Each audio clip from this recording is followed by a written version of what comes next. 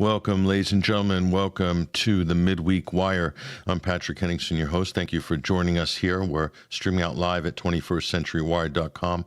Also streaming out live on Rumble, YouTube, BitChute, Facebook Live, as well as a few other streaming platforms, and on the audio streams, iTunes and Spotify. Afterwards, if you're subscribing to the audio podcast, we'll be there as well after the program. And thank you guys who joined us on Sunday for the Sunday Wire. That was a very popular episode of the Sunday Wire.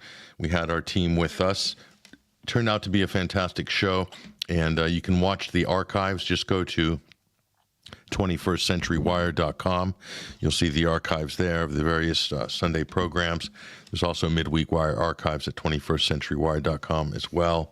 So again, thank you for your listenership, and especially for the participation in the comment threads, of which we get a lot. It's this absolute flood of engagement, which we have on Sunday. So it's great to see all you guys out there. Really appreciate everybody getting involved, and we'll be doing more, of course, along the lines of engagement during the various programs that we're doing on these channels as well. So thank you again, you guys, for your support for the Sunday Wire show that just keeps on growing after all these years.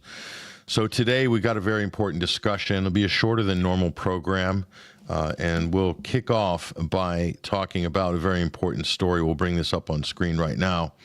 And we'll bring on our guest, who is the Associate Editor for Global Affairs at 21stcenturywire.com, Freddie Ponton. But this is the story that we will be looking at first, and it's going to get into the broader discussion of the potential for a nuclear confrontation that seems to be getting closer and closer by the week. Certainly the threats are there now.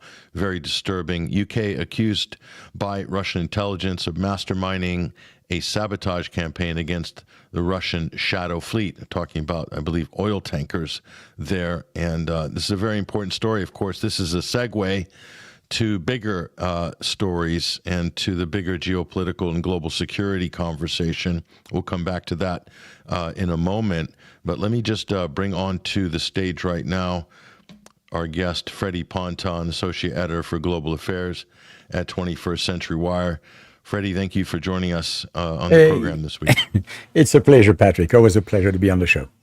Yes, and Fred, you've also been researching this particular story. This is basically the jump-off point here. I mean, this is just so indicative of the situation we find ourselves in.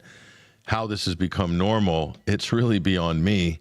But here we are. We're talking about this. UK accused by Russian intelligence of masterminding the sabotage campaign against the Russian shadow fleet.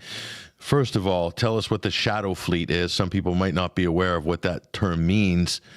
And what's going on here? What are the implications of this more broadly? Go ahead. Well, it's still very little information about what was released on Monday by the Russian Foreign Intelligence Service, the SVR, headed by Sergei, I think his name is Sergei Nashkin. If my pronunciation is bad, I apologize. Nashkin, that's right.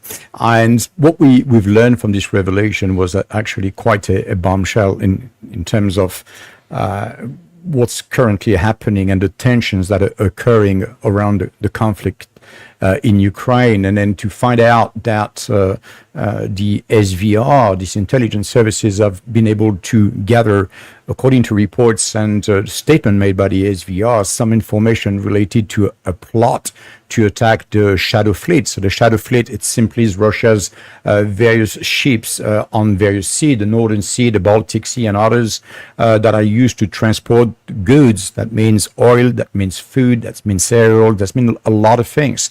And they are pretty much part of the economy. I mean, Russia is extremely sanctioned, so a shadow fleet, it's a bit of a term that has been used by the mainstream media, if you will, but it's just basically a fleet of vessels. Some of them are used more anonymously than others. Obviously, when you're sanctioned, you have to find ways to get your good from A to B. However, in this revelation, we heard once more of a plot of sabotage, plot deployed by the British intelligence services, so MI6 and likely others, that seems to be preparing an attack on this so-called shadow fleet. So it's interesting because they're so precise that if that was to be verified, it's going to be pretty much embarrassing for the UK or NATO. Because from the statement, we also understand that NATO allies will be used in this particular covert operation or clandestine operation. So very troubling, of course, informations. We have an understanding of what these scenarios could entail, and pretty much what the SVR is saying, Patrick, is talking about two scenarios.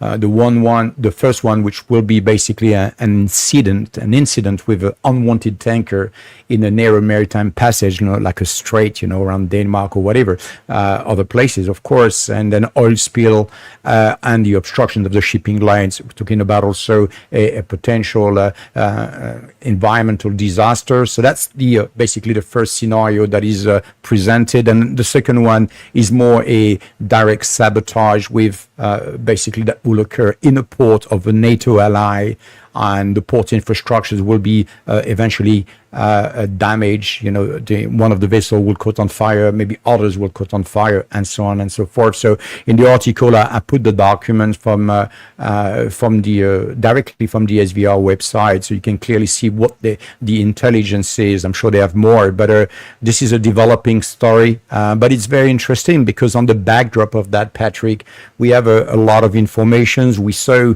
Keir Starmer, the British Prime Minister, is going to Oslo in May 2025. This was not a planned visit. It was rather discreet, if not secret, to go and meet its counterpart in Oslo. Ahead of the meeting in Oslo, he makes some very interesting declarations about basically destroying the shadow fleet operation of Russia. And it says that they'll do everything to do that. So it's, again, take us back to the Nord Stream pipeline, where we have in this infamous press conference back at the White House with a chancellor, a German chancellor, with Biden announcing that if Russia does not comply or doesn't do or invade Ukraine, they will take out basically the Nord Stream pipeline. Here it's Keir Starmer saying, well, if you don't go along with Trump, you don't go along with NATO, we'll come with a shadow fleet and we're going to inflict sanctions on more than hundreds of your vessels. So it's quite alarming. It puts a lot of tension into already very tense climate, Patrick. So something to watch. Yes, and this is a passage here from the analysis here. It's quite disturbing, actually. According to the SVR report here, the proposed plan entails a substantial act of sabotage, the repercussions of which would allow, this is the key, would allow the UK and its NATO allies to declare that the transportation of Russian oil poses a, quote, threat to global shipping and security, and hence enabling the West to adopt various countermeasures to stop Russian oil from being shipped, okay? In its worst case scenario, this could lead to the detention of any, quote, suspicious vessels in international waters, which would ultimately be escorted to NATO ports. So when they're talking about shadow fleets, this is when a country will run tankers and they'll be flagged under other countries. But it will be more or less under the sort of direction and control commercially of Russia. Most countries do this, by the way, most famously during the Iran-Iraq War in the 1980s, when the Persian Gulf was up in flames and there were embargoes and boycotts all over the place. And countries, particularly we're talking about Iran and also Iraq and various other countries, the U.S. were using other countries to flag their vessels. So Russia has this shadow fleet, which it uses to move Russian oil to countries like India, whereby it will be sold at a discount, obviously, and then India can resell that oil to Europe and make a nice little cut. The Indians are happy about this situation, this putting this price cap on Russian oil, the sanctions. They're doing well out of it. Modi's saying, let's keep going, and we're doing good. We get cheap oil at home, and the surplus we get to sell for a profit. I mean, what's not to like if you're India? So so this is really upsetting the West because the sanctions aren't working. Their former allies like India, I say former because they're just about becoming their non-allies, but they're not only trading with Russia, Freddie, they're turning a profit off it. And it's totally legal. There's nothing they can do about it. Trump's trying. But how complicated is this? The problem here, these are the exact same situations that led Japan to attack Pearl Harbor in 1941. These exact types of embargoes and sanctions hitting energy. So this is the problem. It doesn't leave the target countries with much of an option other than perhaps a military solution if they insist on going after them on the high seas. That's what this looks like. Very disturbing, Fred. Go ahead. Yes, absolutely. I think when we look into it, we can clearly see that, first of all, it's common knowledge in Europe that Russian oil is still coming into Europe. So it's not like oil is not happening, or energy from Russia is not entering the European countries. So we have enough report to know that. We've looked at documents and we can clearly see, and actually it was on the increase last year. So it's not an attack on the Shadow Fleet per se. This is purely part of a combined NATO strategy. So it's a NATO operation. It's a NATO kind of projections. But behind that, what you have is U.S. interests blatantly, basically attacking India. So this is the idea of destroying, obviously, the BRICS or the cohesion within the BRICS, and has the conflict in Ukraine has done, which is to literally throw Russia into the hands of Chinese, if you will, to strengthen their relationship instead of severing this relationship. That's what the Ukraine conflict has done. And here, by doing this, Trump is doing exactly the same mistake. He's basically going after India, trying to upset India, trying to put them under pressure for the BRICS, and of course for the idea of attacking what he calls an attack on the dollar. But really the idea, what's going to happen here is India is going to be definitely going to be more interesting in playing a bigger role in the BRICS. So I don't think nothing is working at the moment because they are reacting all the time. It's not part of a plan, long-term strategy where they are, kind of unfolding a very clear architectures of what they want to happen and how it's going to happen to get, first of all, to get peace in Ukraine and eventually to go back to normal diplomatic relationship. These are not normal diplomatic relationship when you start to threaten a country's livelihood and saying that you might be, there is a possibility, according to this report, that you may attack some of their, naval assets. That's just purely escalating the tension. So if you take that into a context where Trump himself is escalating the nuclear talk, then suddenly everything's starting to be really, really risky, and we are getting closer and closer to a nuclear confrontation between a major power. That's something that's absolutely is ridiculous. It's unnecessary. It does not need to happen. This didn't even happen during the Cold War. No, it doesn't. It didn't. At the worst times in the Cold War. Let me bring this map up on screen, Fred, because you mentioned Nord Stream, and so according to this plot, they would be looking for places, very narrow straits, of which there are many in the Baltic Sea. And this is a Baltic Sea, which you refer to in your piece and, of course, in your Nord Stream investigations as the NATO lake, okay, especially since Finland and Sweden joined NATO. So as we know, a number of key points, obviously the most obvious being that which is in the Danish exclusive economic zone and the straits combined between Germany, Denmark, and Sweden being the most vulnerable to this type of attack. So this is, what are we talking about? A kind of a false flag, but how does this relate to the Nord Stream pipelines? Are you relating this in terms of more nefarious activity within weaponizing, militarizing the Baltic in a much greater way, even than Nord Stream, or are you looking at this in terms of the clandestine operation itself? Fred, go ahead.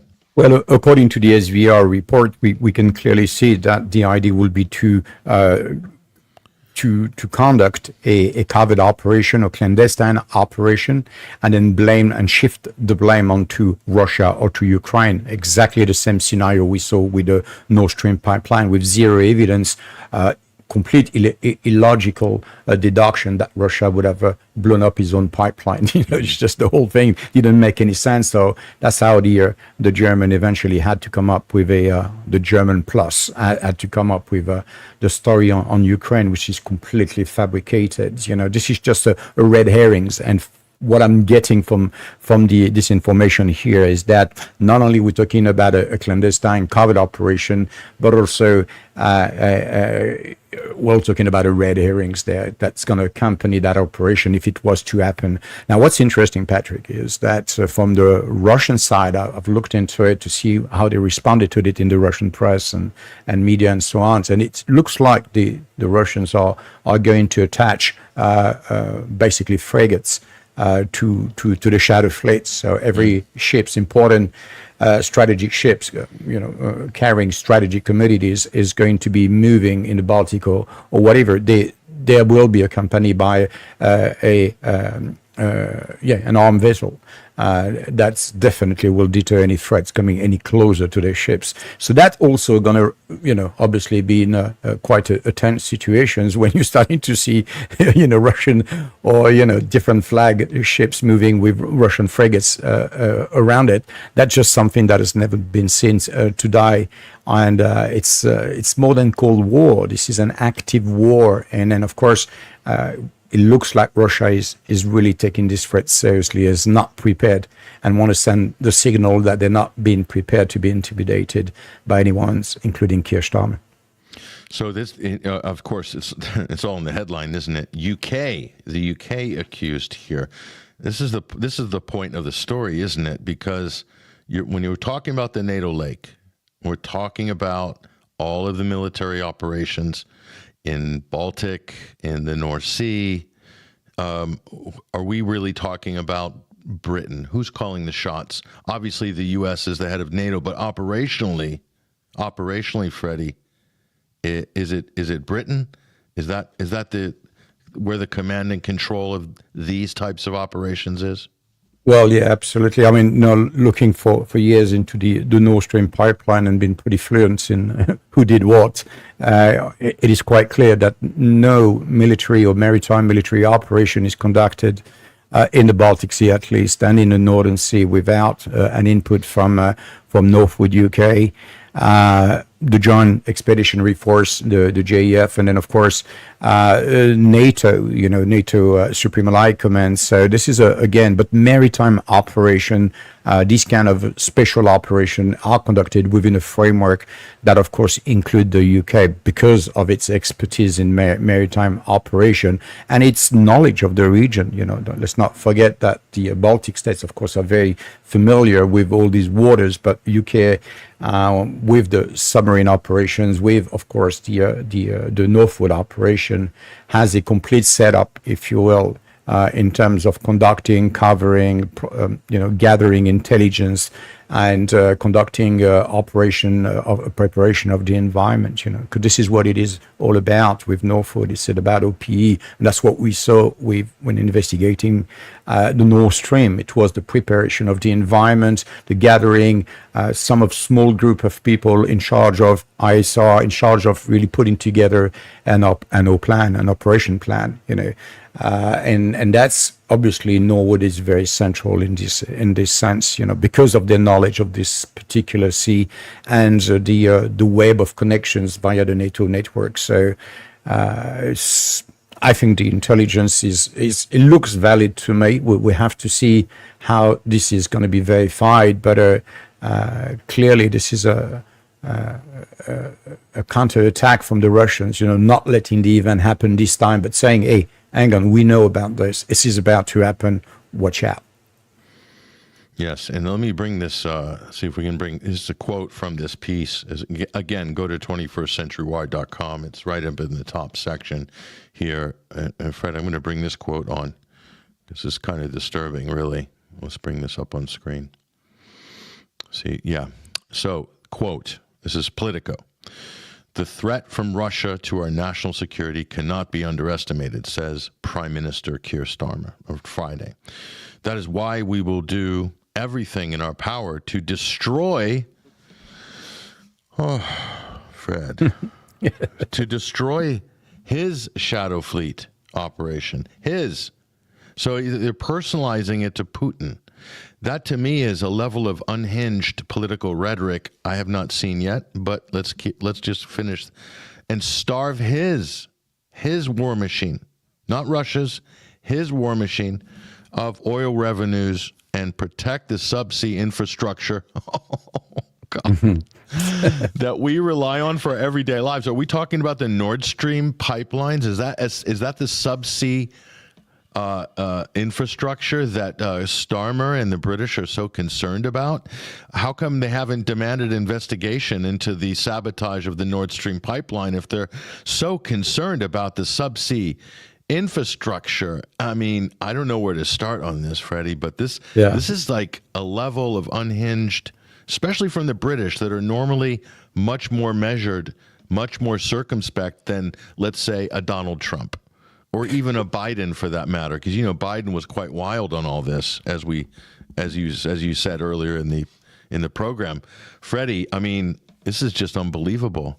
So this is war. This is a declaration of war, and they're personalizing it, giving Putin the Saddam Hussein treatment, and then saying that they want to protect the seabed. Like, where do you start?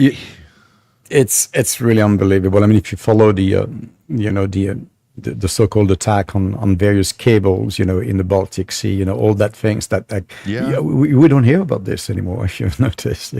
So this was about on a fishing trawler. I can't remember, but they tried to Chinese, Russians, I mean the whole things, but we don't hear about it anymore. Investigation clearly shows that a lot of things. I followed it for a while and then I abandoned it because it really once again looks like something that serve a purpose, which was about NATO launching their program for protecting subsea infrastructure, so cable, pipeline, you name it. But it is really funny, this is first of all, when I look at this statement, I can see the neocon behind crafting this and saying this is antagonizing. This is absolutely not diplomacy at all.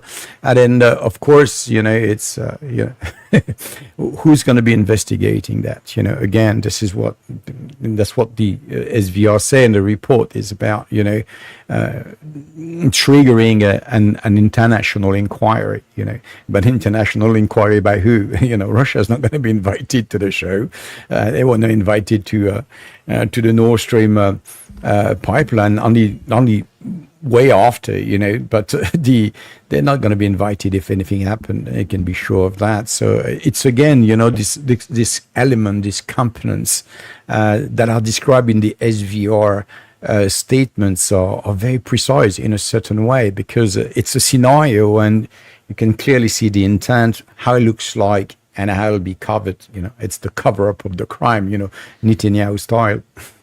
This is why the Nord Stream is so important, because the fact that nobody is pressing Germany or Sweden, all these parties have plenty of information that they could very easily make public. There's enough data that's been gathered by investigators. I personally think the investigations are fixed anyway. They're being gamed, and then anything that is going to lead to possible pointing the finger at the real perpetrators will be covered up, will be buried and covered up. But nobody's demanding the open release. I mean, how long has Germany been sitting on it? And I happen to think Germany has all the answers if they really were interested in making those public. The information's there. I think the same with the Swedes. The Germany is not interested in revealing anything at all. They bought time with this Ukrainian story, and that's all the German public and the rest of us European, for example, were served with, some kind of a, manufactured, if you will, operation supported by, the iconic US media, and mainstream media, which were happy to make a buck on this. But it was a media hit, really, with a few hit pieces from the usual suspect. But if if there is anything true to it, you will have a very concise report. First of all, it will have not been just Germany handling most of an investigation because of the interest in the matter. Germany. And there's a real conflict in Germany. I mean, it goes much further than that. You when you look into the Nord Stream investigations we've conducted and the elements that we've got, we can clearly see that Germany wanted to go to the crime scene, but was not allowed into the crime scene. And then how someone that is not allowed into the crime scene suddenly end up being responsible, the intelligence services, the BND, and so on. So, of course, to answer all these questions, you need to know who is the BND, understand their past, you need to understand Gladio, you need to understand, all the informations about who are these people, because really what's important, the big questions here is that who are behind that. We're talking about Keir Starmer, we're talking about Chancellor from Germany, but is that really Olaf the people? Olaf Scholz. Olaf Scholz, yeah. Easy to forget him, by the way. Okay, exactly. He's very forgettable. Very forgettable, insignificant, because he had no input in his own policy as far as handling or dealing with the Russians. This is NATO. We have Liz Truss, who was temporarily prime minister during the Nord Stream detonation, if you will. 44 days, I think she was PM, replaced then by Rishi Sunak, then replaced by Keir Starmer. But the point about Nord Stream, Freddie, is because that's allowed to be left unanswered and hanging, it opens the door for more sabotage. And that's exactly what we are looking at here. That's why not showing the not having an independent or a real inquiry into Nord Stream, not demanding answers for that, is opening the door for this, and this could lead to World War III. Full stop. Yes, that was the conclusion of my first report, actually, to basically set a precedent by not addressing, not providing justice, not seeking justice. NATO didn't conduct an investigation, they didn't conduct any investigation, and the European Unions, all those that had, teeth in the stake, should have really come forward. Doesn't matter the disagreement with the Russian. This was an attack on European soil, on European subsea in this particular case. But this is an attack on sovereignty, which is international waters. Even if it's exclusive economic zone, it's still part of international waters, which means that it's not just an attack on Denmark. It's an attack on the European country's sovereignty, and it has really tremendously affected our economy and the people and the psyche of people as well. So we are all unanswered, and they've done everything. They've used all the tricks in the toolbox to make sure that we cannot get near, what needs to be on the table in order to get justice. Right? And the German, funny enough, if they were responsible for this release, for this investigation, then surely all the material, all the equipments, all the things that lay at the bottom of the Baltic Sea that was destroyed by the explosion will have gone to Germany, right? Because they are the forensic expert. They would be the one that say, look, we need to look into that. Let's get the material. Let's have a look, and let's come and make some, some forensic analysis there. Well, we'll speak about that later, but we know where the material went, and it's certainly not in Germany. No. And I might add from the same report here, a recent statement by U.S. Commanding General Christopher T. Donahue, commander of Allied Land Command in NATO, shockingly explained during a conference in Germany how NATO has developed a plan to neutralize Kaliningrad. That is the Russian enclave just, wedged landlocked actually between Poland and Lithuania, if I'm not mistaken. There's nuclear weapons stationed at Kaliningrad. I just want to let people know that. That's a fact.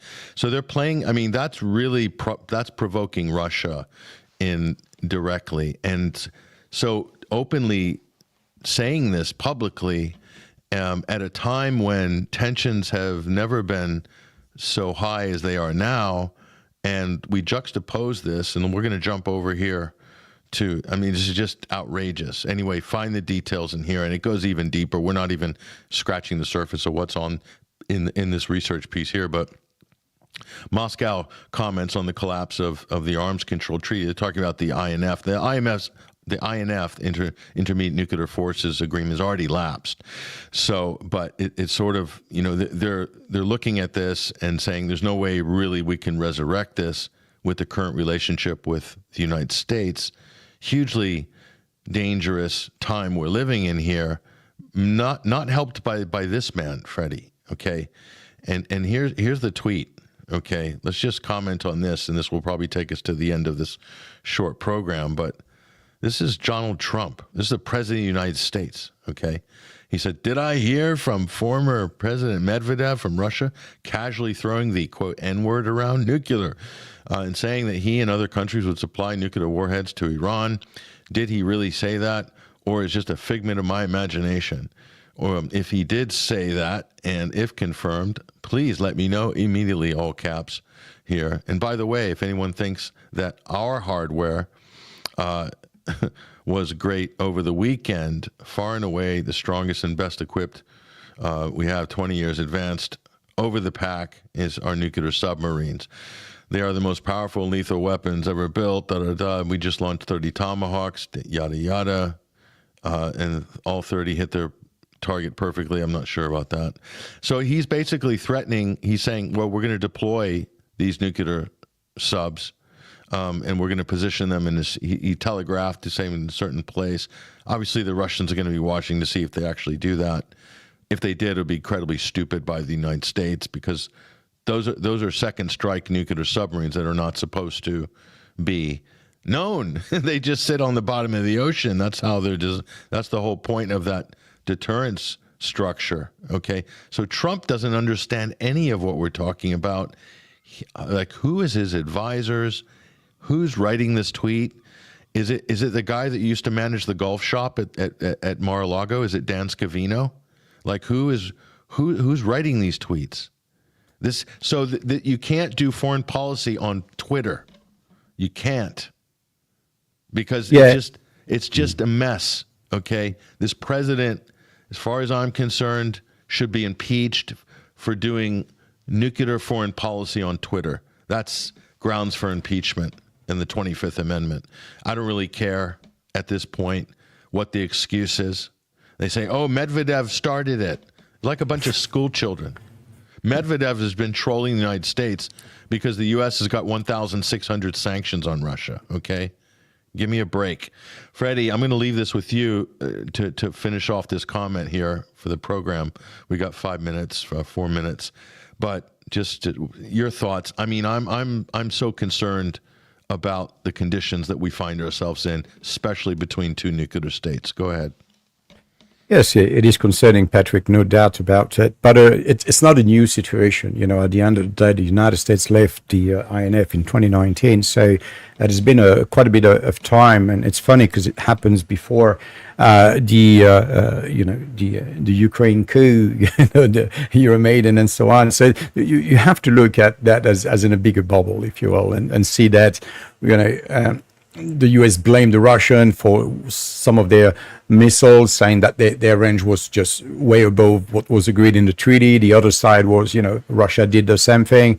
They pulled out, but we can clearly see that part of NATO's strategy, and NATO has used basically this deterrence or this kind of forceful move. We saw that with the Pershing in Germany, which created a huge mayhem, missile crisis. Nobody wants these nuclear weapons on their countries, and yet Trump's coming back with this and make a complete rhetoric about that, but we don't really actually get the meat. We don't get really the volume of what has been transported, what has been brought to Europe on our sovereign soil.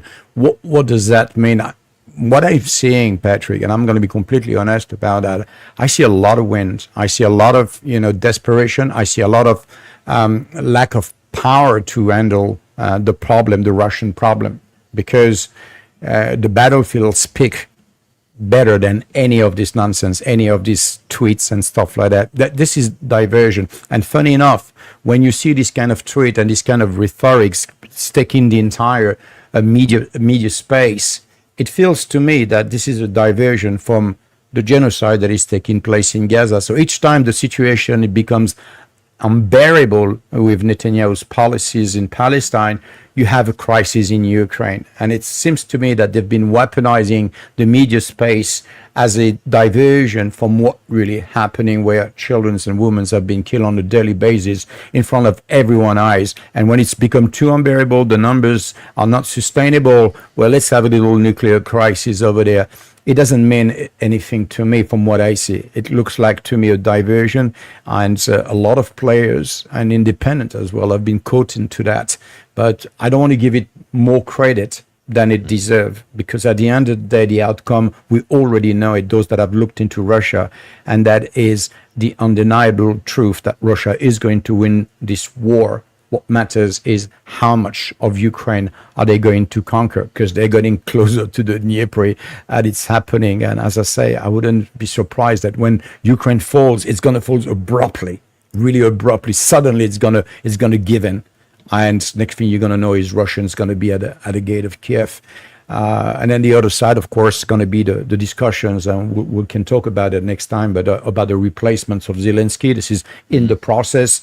Again, we have the media pushing the Zelensky, and all that kind of things, but at the end of the day, in the radar, there are other components that are definitely relevant, to take the place and to replace Zelensky, and people that are absolutely against forced recruitment of young recruits or 60 years old recruits, So there is an opposition in the radar still, and there are people that might be slightly more, interesting for various NATO partners to entertain as far as replacing Zelensky. But this is coming, and this is coming very soon, Patrick.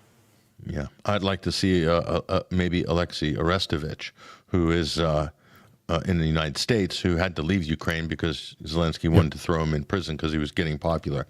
He seems to be quite level-headed, quite realistic about stuff. I like him. That's somebody I would like to see. I don't trust Zelensky. He's a war criminal, quite frankly. And Poroshenko, let's just forget it.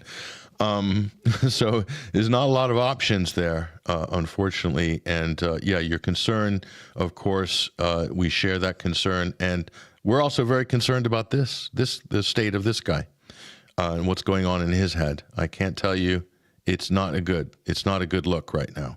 I don't think he's going to make it till Christmas. He's going to self-destruct at this rate, or the United States is going to end up getting blown up in a nuclear war or something. I mean, these people, this guy is not playing with a full deck. I'm sorry. So this is not where we want to be. It's not where we want to be. We don't need Cuban Missile Crisis on steroids right now, but that's where they're determined to take us. Luckily, Russia's a little more level-headed, so we'll see. The British are in the background, as we've said, egging things along nicely, so we'll see.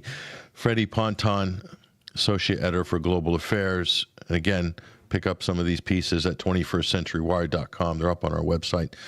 Tremendous research and commentary from Freddie on this. We'll continue this discussion. This is just an opening gambit, but I want to thank you for joining us this week, Freddie. It's my pleasure, Patrick. There he goes, ladies and gentlemen. Again, you just go to our website. You will see, you'll find what you need to find there in terms of information. The depth of the analysis is tremendous, but equally concerning. So, look, shorter than normal program today because of the scheduling. We will continue this discussion maybe on Sunday, certainly during the week.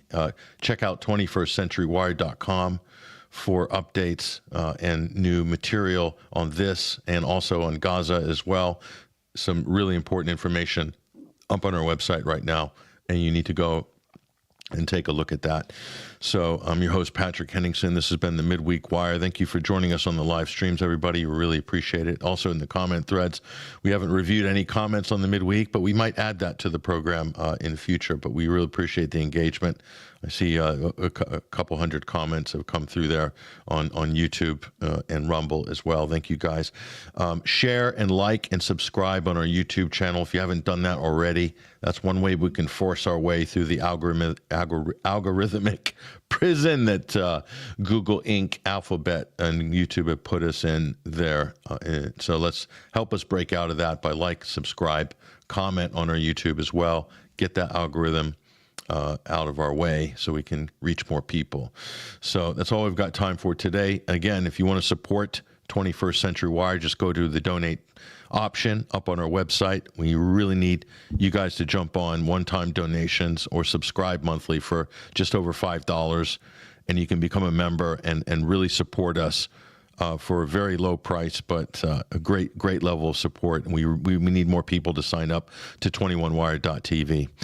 We really do, and we need you guys more than ever. We've got a lot of work to do, and we need your help to make that happen. Look, that's all we've got time for. I hope you guys are going to be well this week. Have a great second half of your weekend. And hopefully we'll see you on Sunday with another fantastic program like last week's. So anyway, we'll leave it there. I'm Patrick Henningsen. This has been the Midweek Wire. Take care. All the best.